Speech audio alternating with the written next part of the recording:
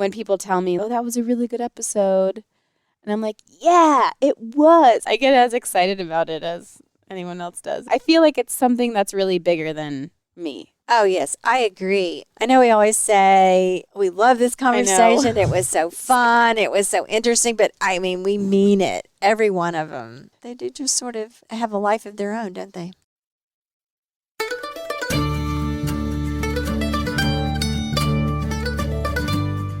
You're listening to the Good Dirt Podcast. This is a place where we dig into the nitty-gritty of sustainable living through food, fashion, and lifestyle.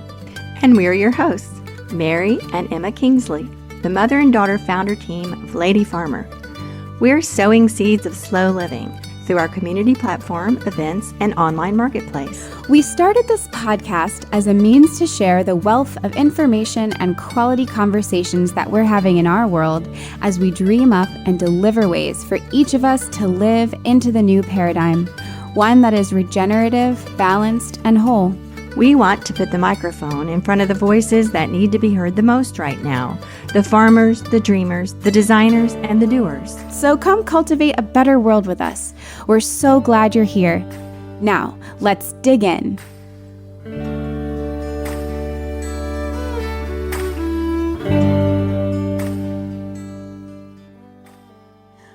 Well, we've made it. We have made it to 100 episodes.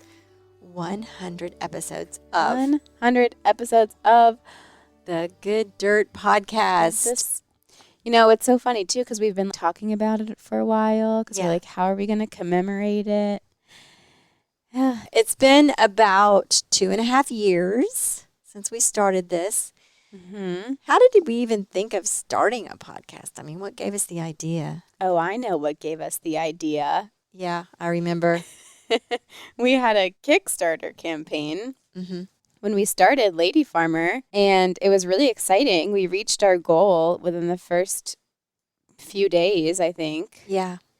And so when you do that, then you have to have a stretch goal because you want to get more money to do all the things you want to do. And one of our stretch goals, because we were crazy, was to make a podcast. Casual. We just said, yeah, we'll do a podcast. Yeah. If we reach this goal, we'll do a podcast. But the Kickstarter was 5 years ago. Yes. So it took us a couple of years to get to the podcast. But that was the inception, Yeah. you know? And I remember, one day you just said, okay, we're doing it. And here, Mom, here's your mic and here's your cord. And we're going to do it. And, I remember the first episode we recorded or tried to record. I set up in the barn and we made this little booth, and it was covered with blankets and stuff to try to make a little sound booth thing. And it was very funny. So I was sitting into this kind of little blanket. Yeah, I was like really stressing about the sound. I thought things had to be soundproof. I've now come to find anyone listening who's interested in podcasting, it doesn't have to be soundproof. We're literally sitting here on the porch. You just have to have a good mic that doesn't pick up a ton of background noise. It Yeah. has to be relatively quiet. But I was like, do I need to pad my walls? I overthought that. Well, that was funny. I was sitting in that little homemade sound booth thing out in the barn, and guess what? The internet didn't even work out there. So the first attempt at our first episode was actually a fail. We had to do it over again. That's so weird that the internet didn't work. It's been a common thread the whole time, y'all. So anyway. We actually got on a call the other day with someone who had listened to the podcast, and on the call, we also made a comment. Maybe we should just stop talking about it because we were like, sorry, the internet's a little. And she was like, oh, yeah, I was just listening to your podcast. And you guys mentioned that. And I was like, oh, gosh. Well, it's been a major thing. It's a third character. It's a third It is. character. It's a third character. And, well, okay, we live in a rural area. And, I have learned that the internet problem in rural America is real, especially for people that are trying to, run a business and do things. Super real. Yeah. Especially for children in a pandemic when that happened who had to go to online school and there literally wasn't internet for them to go to school. Yeah. It's a thing. Y'all listen to our episode with Sherry Powell. Yes. About that. Yeah. Oh my gosh. Yeah. So anyway, what are some early memories you have about early podcast episodes, Emma? Well, shout out to Charlotte Henderson. I remember those first few episodes we recorded at her house Yeah, we had to go down the road. because her little apartment had better internet than ours did. She also lives on a farm. So I very vividly remember recording those conversations with Amy and Joy, two very good friends of ours, still two of my favorite episodes. And the third of that first batch was, also Rachel. Yeah, we went in a coffee shop. Yeah, in we recorded Frederick. that one live with Rachel, and that was also an adventure. On location, yeah. Yeah, that was crazy. Yeah, we tried to rent a little room, and then in the middle of the podcast, somebody came in and said they had the room reserved. Yeah, that was fun. And I do remember, I mean, y'all should go back and listen to them, but the audio quality was so different than it is now. I mean, Well, I hope. Yeah. I hope it's better. yeah. Yeah, it's been a learning curve. And admittedly, we really didn't know what we were doing in the beginning. We just started doing it. We've been learning as we've been moving along, making changes. We've gotten some new equipment along the way. We've made adjustments. So that's all the technical stuff. But I really think what's so cool about it is how much of it just sort of like happens on its own, and just how we're able to find such cool people find us, and the interviews themselves, the conversations as they happen. That's just the best, most natural thing. And so when people tell me, that was a really good episode, and I'm like, yeah, it was. I don't know. I get as excited about it as anyone else does. It's so cool. I feel like it's something that's really bigger than me. Oh, yes, I agree. And the conversations are just almost always just great. I know we always say we love this conversation. It was so fun. It was so interesting. But I mean, we mean it. Every one of them. They do just sort of have a life of their own, don't they? Oh, completely. So that's been just a real easy thing about it, is getting the people to interview. We reach out to some. A lot of them reach out to us. More and more are reaching out to us, which is very exciting. I love to see who turns up and says they'd like to be on The Good Dirt. I love that. Yeah, so when you call and you leave us your voicemail telling us about you and telling us about The Good Dirt and So Living, you can also let us know if you want to be in the podcast. Yes. You can tell us anything on our voicemail. Right. And you don't have to have written a book or live on a farm, or if you have something you want to talk about that has to do with slow living, sustainable living, regenerative living, we would love to talk to you. So if you would like to call us and leave a voicemail at 443-459-1950, the voicemail box is always open, and we'd love to hear from you. Yes, we really, really want to hear from you. Please do call. We love it. Oh, yeah. First of all, what are we doing for this 100th episode? Let's tell our listeners what they're in for. Yeah, we're doing something a little different for the 100th episode. We don't actually have a guest interview today. We're going to go back over some of our past interviews, and we're going to listen to what people have to say about what the good dirt means to them. Because that's a question we've asked all of our guests, at least recently. We didn't do that the whole time. We kind of started that. I don't remember when we started it. But anyway, that's a question we've been asking our guests for quite a while now. And all the answers are so different and so insightful. And we just learned so much from what these people have to say about the good dirt. And so we wanted to go over some of that with our listeners. We wanted to review some of those things because they're just such wonderful ideas.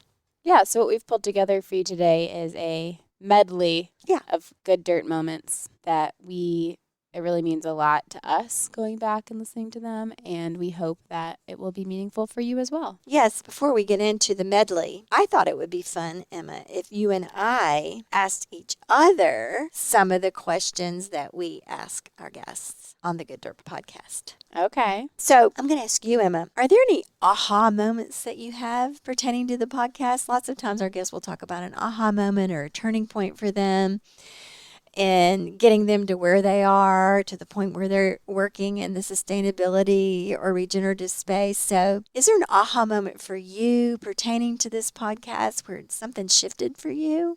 Can you think of anything? I might have mentioned it earlier, and I don't know if it's one specific moment. I would like to try to think of one, but really it's more of the idea that I keep coming back to, and the realization that in this journey of Lady Farmer, which we actually started as a slow fashion brand, we set out to create clothing, and here we are gabbing on a podcast is now what we do. The aha for me has been really just like finding that this is what works, and this is where our people are finding us, and this is where we are finding real meaning and connection through conversations. And I find solace and hope and inspiration in a world that sometimes truly feels like it's crumbling all around us.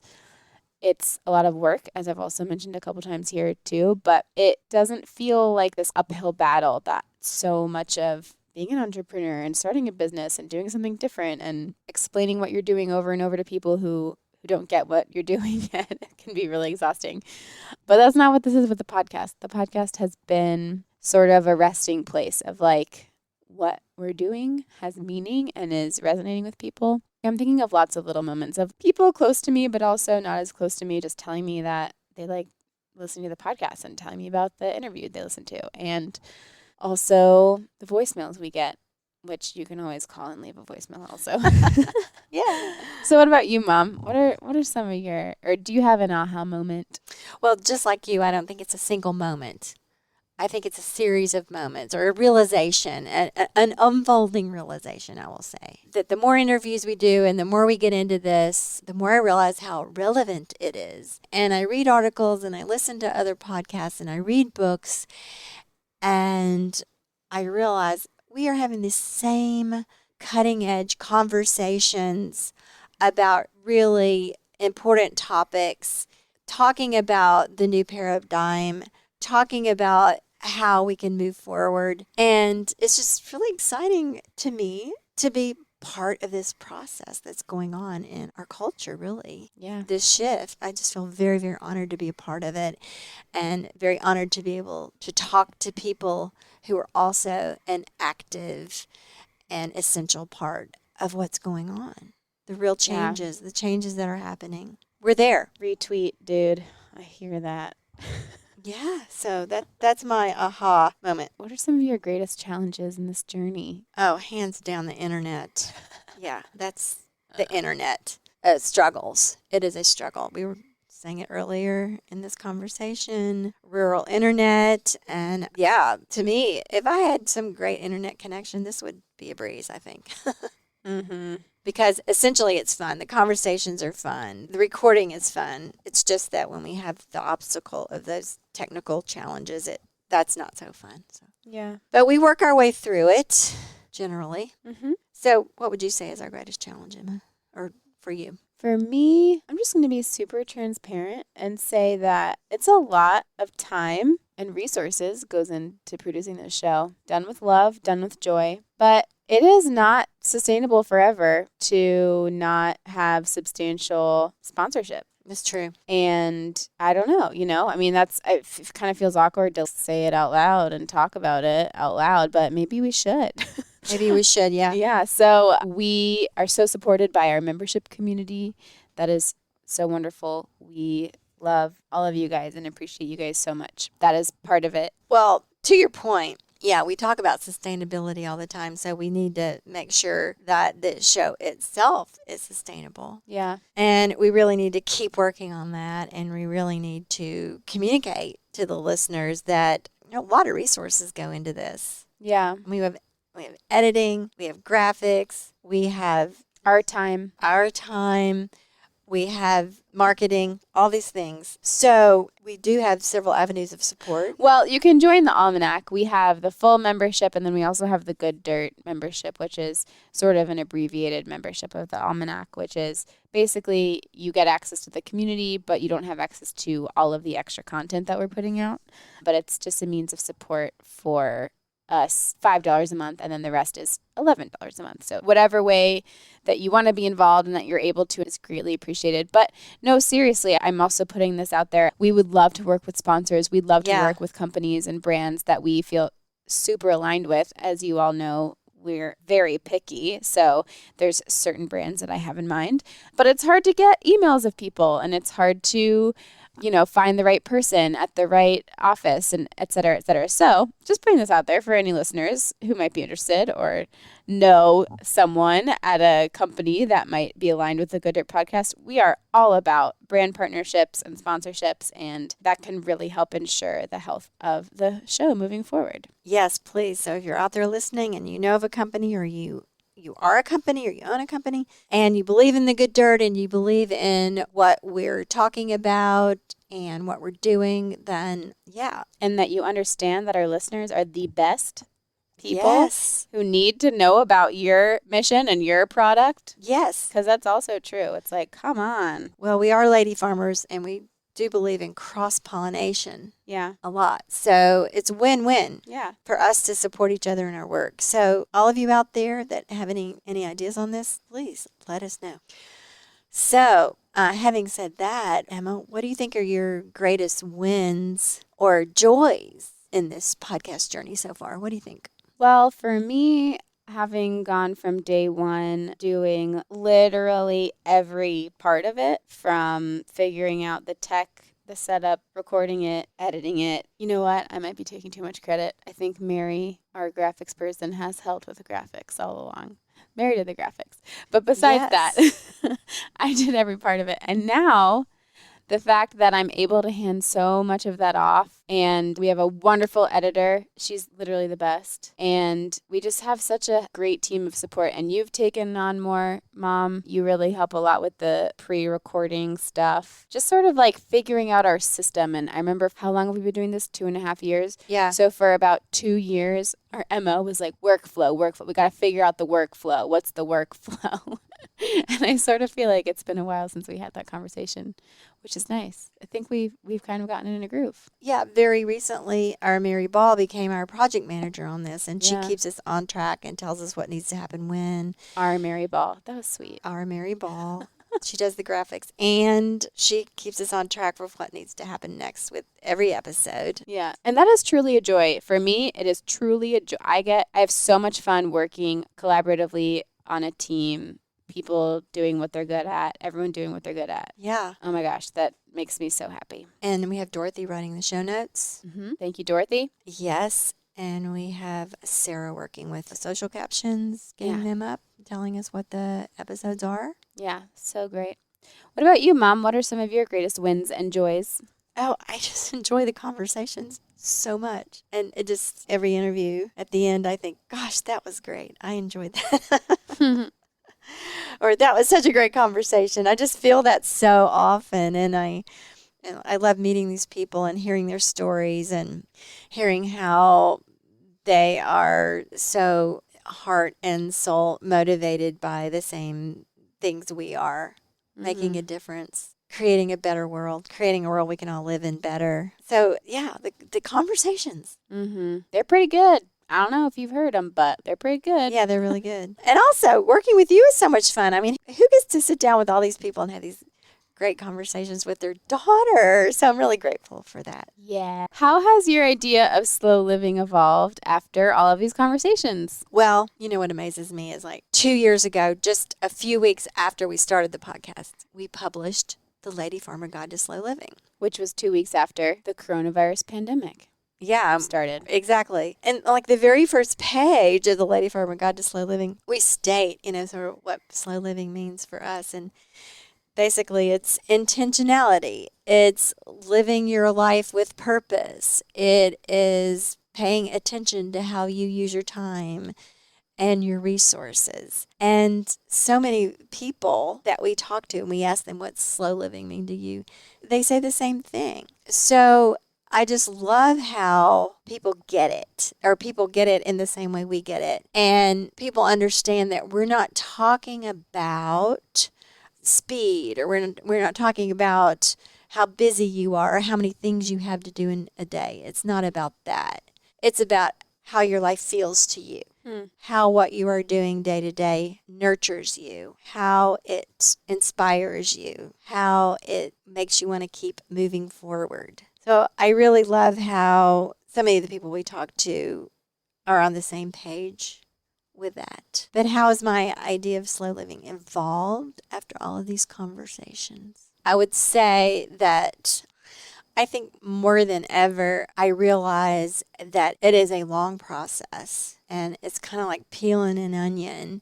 And you address one aspect of your life in a way that you want to be more intentional, be more purposeful, say slow down, and you address that, and then it reveals another and another and another. So it is certainly a process, certainly probably a lifelong thing. It's not something that you're going to wake up and say, hey, I'm living slowly now.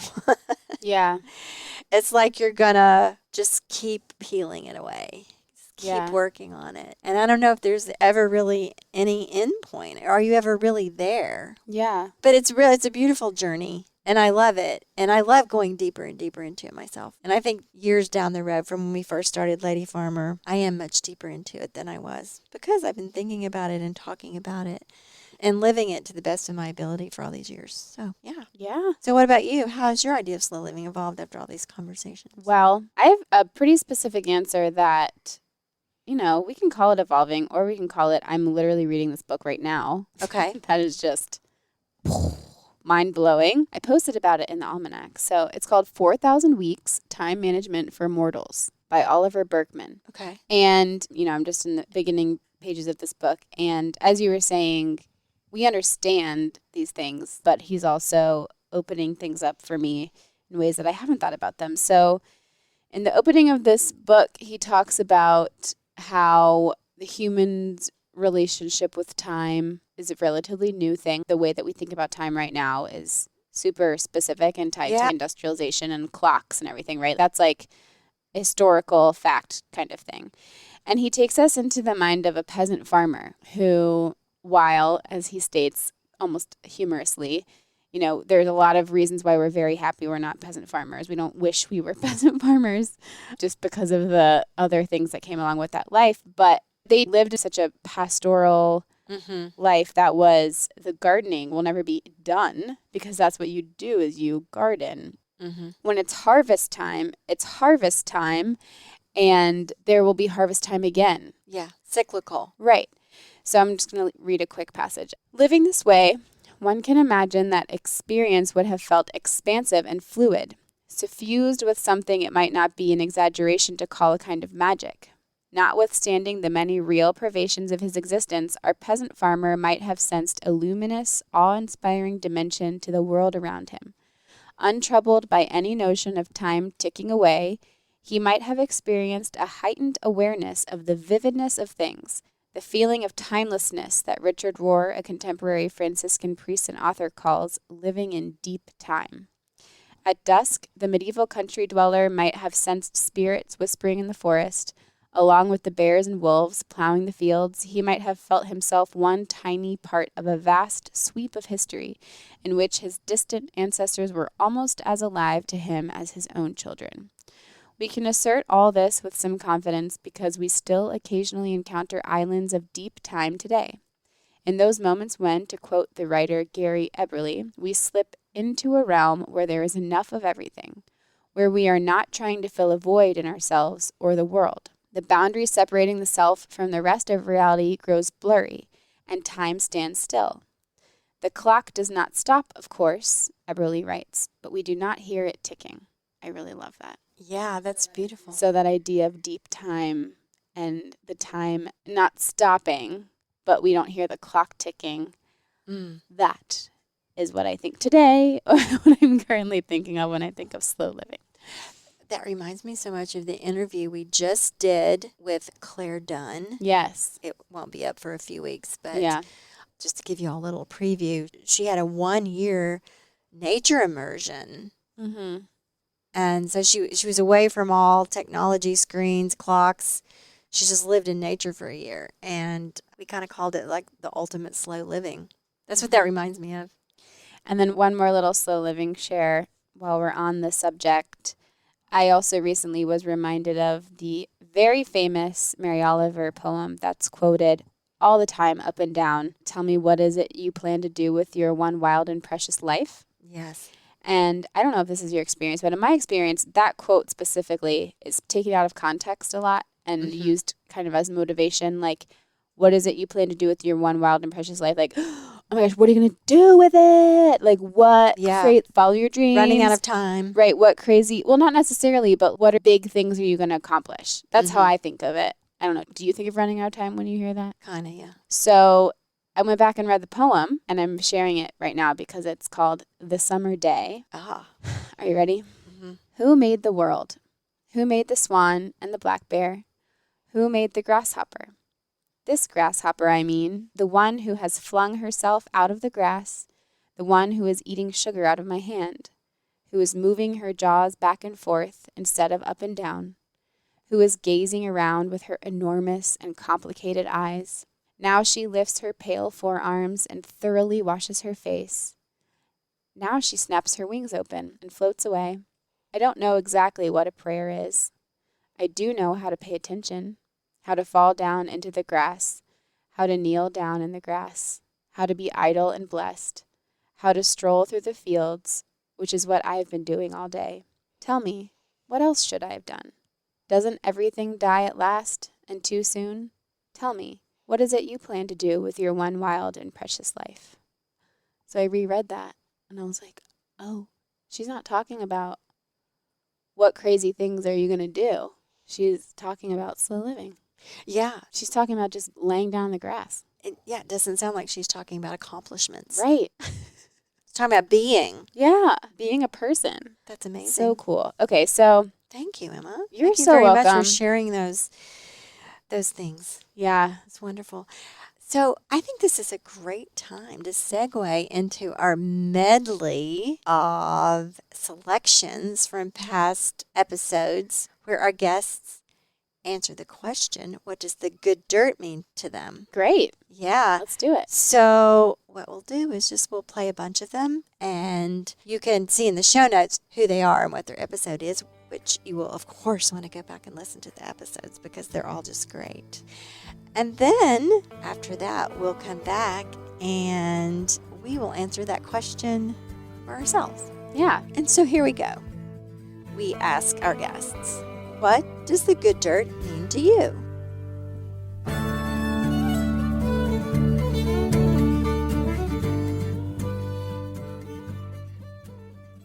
It's exactly what it is. It's pretty simple. It's just good dirt. And then guess what? Yeah. Good dirt grows good food. Good dirt grows good fiber. Good dirt grows good humans. The earth's health is our health. It's a direct reflection. I love metaphors. So thank you for the question. I'm thinking about this in two ways. The way I often think is there's sort of the really micro granular level, and then there's the larger level. So on a micro level, I'm thinking about good dirt as what are the conditions that you need? What are those ideal conditions? Who are you surrounding yourself with? And then I also think that really the good dirt means acknowledging that you are the good dirt and there's no good dirt outside of you. You have everything you need to make what you were born to make. And we often think like, I need the secret, or I need this mentor, or I need this money. You need the money to make the thing sometimes. But actually, I mean, you two talk about it so much. It's like you're standing on the thing that you need. Like the dirt is you. So you have what you need.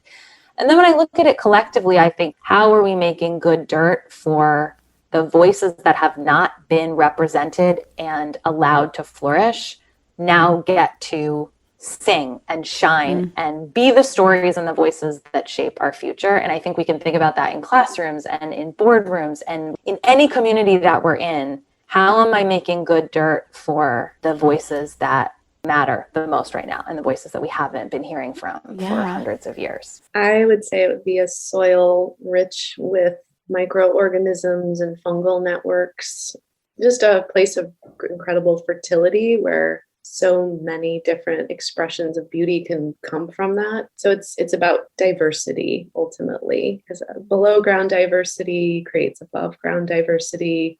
Above ground diversity enhances below ground diversity, and the good dirt is the medium and the exchange between below and above.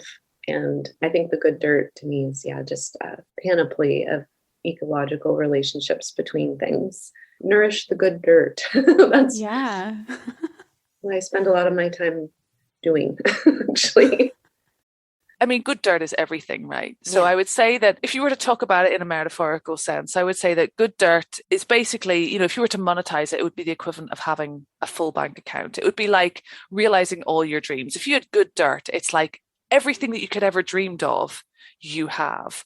And in our context, I can relate that, I guess, directly to what we have at Limbrek here. So in terms of our farming business, if we have good dirt, or if we have good soil, that's what grows our crops, which is grass and trees, and that's what our animals eat, and that's what keeps them healthy. So really it's the kind of the foundations of everything that we have here. Good dirt is also, to us, it's about what provides us with our food. So it's what it's what feeds our kitchen garden. It's what grows our vegetables. It's what, feeds us the vast majority of the year. So it gives us our food. So it gives us our business and it gives us our food. I think good dirt as well, it gives us clean air, doesn't it? Because you've got these really kind of good plants that are growing in this great dirt, and they're photosynthesizing, and they're kind of drawing in carbon dioxide, they're pumping out oxygen. So it's giving us really good air. And it's also giving us clean water as well, because, all of our water here on the croft comes from a well. That's all been filtered through really, really healthy soil. So to say that it's anything less than everything is underestimating everything that it is, which is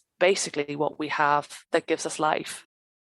Good dirt to me, I love to get outside barefoot, and I love the sponginess of deep, real soil.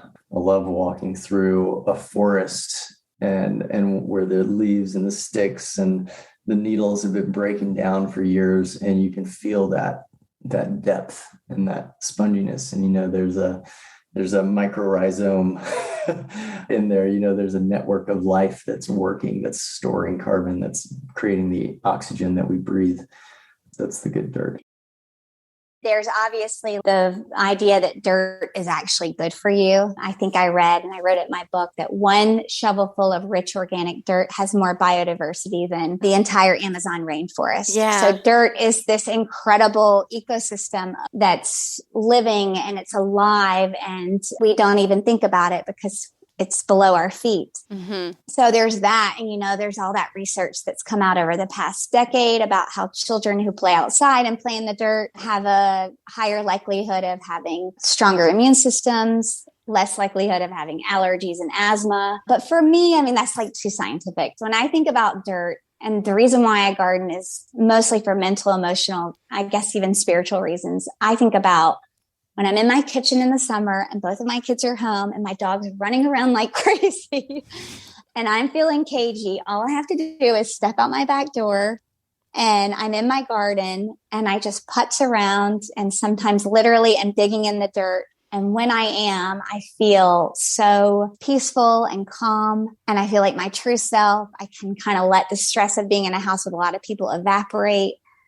And I feel like, not to be too metaphysical, but I feel like I'm connected to something bigger and better than myself. And I always like myself better in the garden. So I think the dirt is good in more ways than just being really biodiverse and being good for our immune systems. It's also very good for us emotionally, spiritually, mentally. Yeah. It's just all around good for you just to be out there getting dirty. I love that question. And I was really thinking a lot about what my answer would be. I guess two things. One, I think about the parable of the good soil, if you've ever heard of that. Obviously, we all have different challenges in life, but it's like some soil produced a little bit, some soil produced nothing. It's like the seed went on the soil and different things happened. Sometimes it got swallowed up by thorns. Sometimes it got stolen. But it was like some of the soil produced 10-fold, 30-fold, 60-fold. And so I think the idea of good dirt is this idea of what are you going to do with the seeds that you have, right? And obviously we also all have the challenges that can counteract the life of those seeds. But everyone has some good seeds that have been cast your way. I think the other thing I would say about what is good dirt really is community, like what we were talking about earlier. The microbial community, it's becoming more clear with science that you can't create fake fertility. You can't just leverage technology to make plants grow better. eventually you find the limits to those means. The soil is a community of communities. And when you understand that it is a community of communities, the idea of good dirt or good soil really is our ability to cultivate that sort of invisible world. The goal is to cultivate something that is underground, something that is living and thriving. And we may not understand it, but that thing that is almost unseen is what is giving us life. Good dirt is just really alive in recognizing that the interface of where trees meet humans, meet insects, meet the medium that's holding on to all of these things, like they're all so connected. And so good dirt to me is like, it not only starts life, but it creates life. And so it's ever going. It's something that no matter how many layers we keep peeling back, we'll never know the full extent of all the relationships that are just mingling around in the dirt. I think of the good dirt as kind of like what we've been saying. All of this knowledge, generational, being added together is similar to compost and creating good soil, nutrient rich for things and for life to grow out of and be nourished by. And so in regards to this podcast, I think of the good dirt as like all of the minds that you're melding together, you're bringing together, and the inspirations that all kind of combine and make this wonderful, rich, good dirt that's going to feed us and inspire us to go forward. I mean, it really, really does inspire me. When I taught gardening classes, I would always tell people, fundamentally, if you raise good soil, you're going to raise good gardens. And, it's basically doing the work up front, setting the stage, and building a solid foundation for your garden. And maybe that's a metaphor for life, right? Yeah. I love that phrase, the good dirt. And I mean, the first concrete thing that it means to me is the example of our garden, that the guanaco poo makes the best dirt and it's right there and it grows the best food. So literally it's the fertilizer, it's the good dirt that's fertilized by animals that are close by, that you don't have to truck in chemicals or anything like that. But sort of on a more, psychological level, I think what I would say is what I was talking about before, where if the good dirt is when we use experiences in our lives to understand ourselves better and to understand lives better. And so it's sort of like dirt as gossip, give me some good dirt on that person. Well, if we have good dirt on ourselves, if we take our experiences and reflect and understand how that has affected us and what that means for us and what that means for others and relationships and all that kind of stuff, then it's really good dirt. It's used. Our experiences are used, and rather than just had, and then they've flown by and we're on to the next. So, yeah. I think for me, when I think about good dirt, it takes me back to childhood and it makes me think of my boys and how we have become so protective of children and the way of living. And I think even more so with the pandemic, with all the hand washing, which I totally understand, by the way. But I think there's nothing wrong with being outside and just whether you're digging in the soil or my kids are playing on the beach and digging in the sand, or I'm swimming in the sea and I don't have a shower immediately after I come back, like just being in natural elements. I went to the woods the other day with the dogs and there was the whole floor was carpeted in bluebells and moss. And the smell that was coming up, that woodland smell, that for me is like good dirt.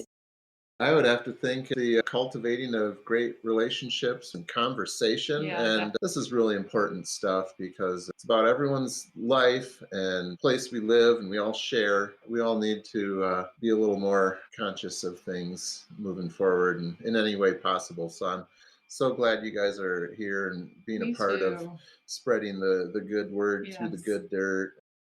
Yeah, when you have those days where you're out, you are physically working. Maybe it's in the garden. We have a wood burning fire stove. So in the summertime, we're getting the wood split and stacked and dried for winter.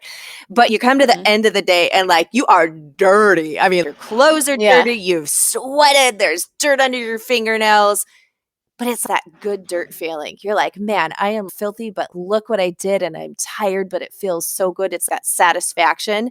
Yeah, that's good dirt. The good dirt. I think when I think of good dirt, I think of, we were just talking about Dr. Zach Bush, and I've actually interviewed him on my show before, and he talks about the connection of the good dirt, the good soil, and the connection to our own personal microbiome. Yeah. And how the earth is just like a representation of what we're going through on a whole, in a collective level. And I think when we heal the soil, like through regenerative agriculture and holistic grazing and diverse farming and all of these things, then maybe we can start to heal ourselves. I kind of, in thinking about it, ended up on a different path, which really was thinking more about the good dirt being sort of the energy that surrounds us in these exchanges, like even us three prioritizing and making the time to sit here and have this conversation and trust that there are people out there who value it enough to support us in what we do and want to see this exist. And just kind of like that leap of faith into the unknown and almost visualizing the good dirt of those actions and those beliefs, like surrounding us like an aura, and like the richness and complexity of those relationships as they ripple out, the things that we do and put into motion because we believe in good dirt. I'd like to just say one last thing in parting. I love this podcast. So I just want to thank you for doing so much to create and expand community, to bring people together, and then provide places, whether it's virtual through a podcast or physical, where people can come, where they can open their minds, where they can get a moment to breathe and step back, where they can rejuvenate themselves and then go back into the world fully juiced up, inspired, ready to take it on and to bring about change. Just thank you for what you do, and thank you for being friends, and thank you for having me on. Thank you so much. We're Let's just wipe our eyes over here. Yeah. Oh my gosh. Thank you, Tony. Okay. So should we like sign off? Yeah, I think that was a great ending. Oh, thank you so much. We'll include that every week. Yeah.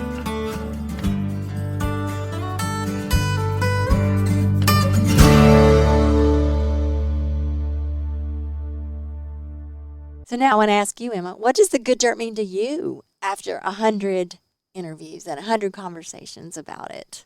To me, the good dirt is basically just our shared experiences, the stuff that we all experience, that we grow up in, we have roots in, we need to nurture. Sometimes we get plucked out of it and planted in another part of the good dirt. And I feel that with all the guests that we have on. I feel that with our Lady Farmer community and just in my greater life outside of Lady Farmer world, that the good dirt is what we all share together. Thank you. That's beautiful. You're welcome.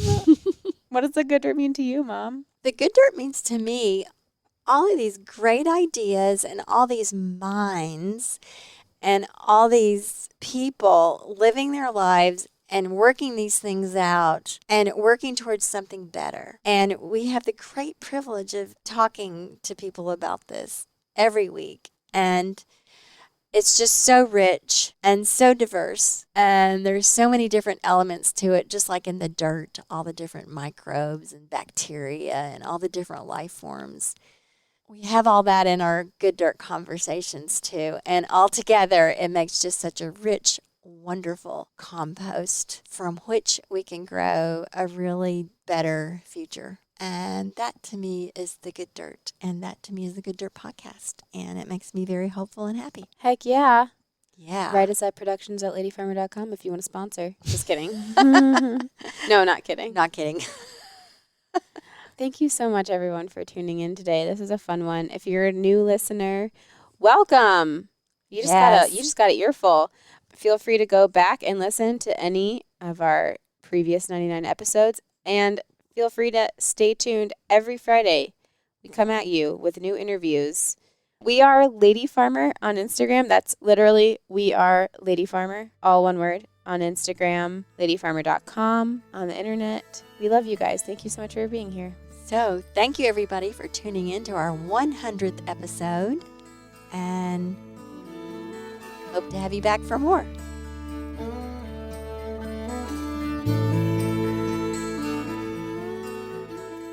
Thank you for tuning in to the Good Dirt Podcast. If you enjoyed this episode, we hope you'll share it with a friend to spread the good dirt. This show is produced by Lady Farmer, a slow living lifestyle community, and the original music is composed and performed by John Kingsley. For more from Lady Farmer, follow us on Instagram at We Are Lady Farmer. That's We Are Lady Farmer. Or join us online at www.ladyfarmer.com. We'll see you next time on The Good Dirt. Goodbye.